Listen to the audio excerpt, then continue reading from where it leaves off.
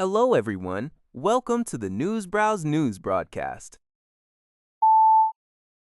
According to a report by Leonie Zalbao, citing current and former U.S. officials, the United States believed that Israel may have plotted to assassinate senior Iranian negotiators, including Foreign Minister US-ROK and Parliament Speaker Mohammad Bagher Ghalibaf, during temporary peace treaty talks between the U.S. and Iran in the spring. The New York Times reported that while targeted assassinations of senior Iranian leaders have been a key part of Israel's military strategy since the onset of the conflict, U.S. concerns escalated significantly when peace talks began in April, fearing that an Israeli assassination of these top officials would dismantle the diplomatic channel and reignite full-scale war. The U.S. government took the unusual step of asking other Middle Eastern nations to warn Iran of the potential threat. A U.S. official confirmed that, despite these tensions, indirect negotiations have continued productively in Qatar,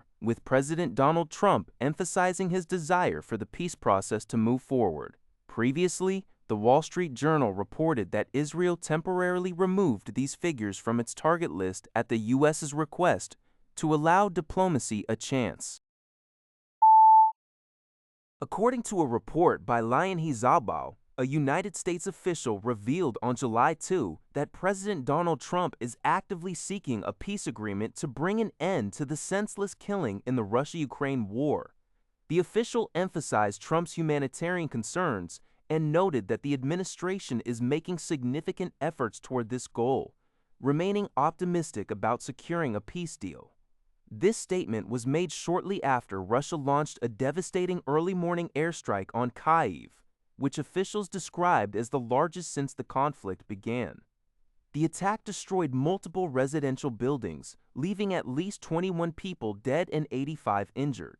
In response to the escalation, Ukrainian President Volodymyr Zelensky has urged allies to accelerate air defense assistance, particularly ahead of the upcoming NATO summit in Ankara, which President Trump is also scheduled to attend.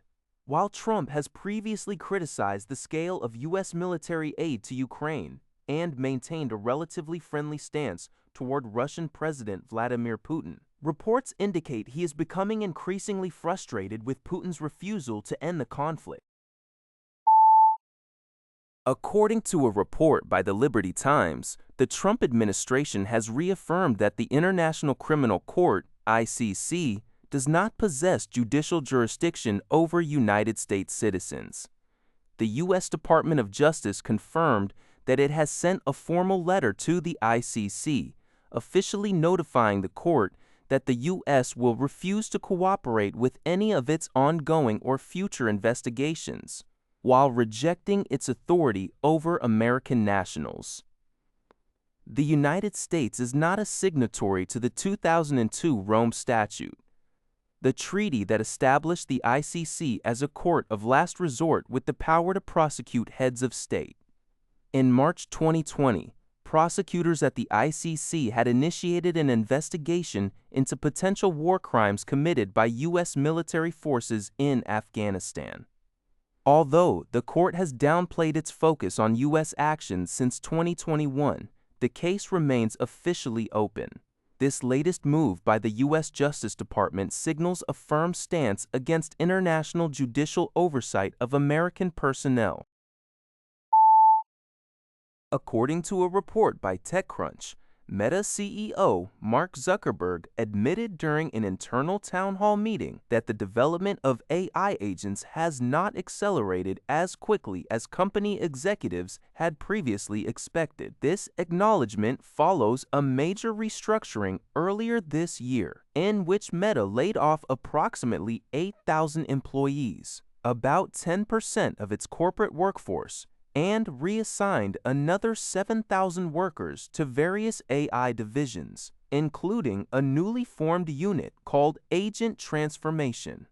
Zuckerberg reportedly commented on the layoffs, noting they were not as clean as they should have been, but explained they were executed over concerns that the company was not moving fast enough to adapt to the shifting tech landscape. He added that the expected benefits of the new AI-focused structure have not yet come to fruition.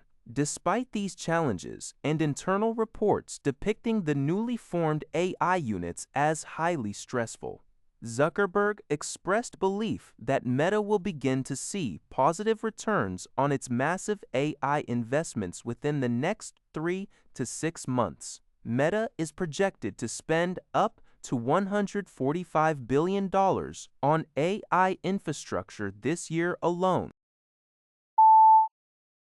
According to a report by UPI, North Korea's deployment of its new 5,000-ton multi-purpose destroyer, the Choe, could significantly increase the security burden on the South Korea-US alliance. Hong Min, a senior research fellow at the Korea Institute for National Unification, warned that the vessel integrates various precision strike weapons on a single platform, including supersonic cruise missiles, strategic cruise missiles, and tactical ballistic missiles. Hong indicated that the Choe, particularly if operated alongside additional destroyers and submarines, could allow North Korea to restrict Allied naval movements and block the arrival of U.S. reinforcements. Furthermore, this capability could threaten shipping routes and economic security, given South Korea's heavy reliance on maritime trade. While the development may prompt closer trilateral security cooperation among Seoul, Washington, and Tokyo, it also places pressure on South Korea's kill chain preemptive strike system. However, Hong noted that North Korea still faces major challenges in shipbuilding quality, base infrastructure, and crew training, meaning the vessel's practical combat capabilities have yet to be fully verified. That's all for this video. Thank you for watching. See you in the next video.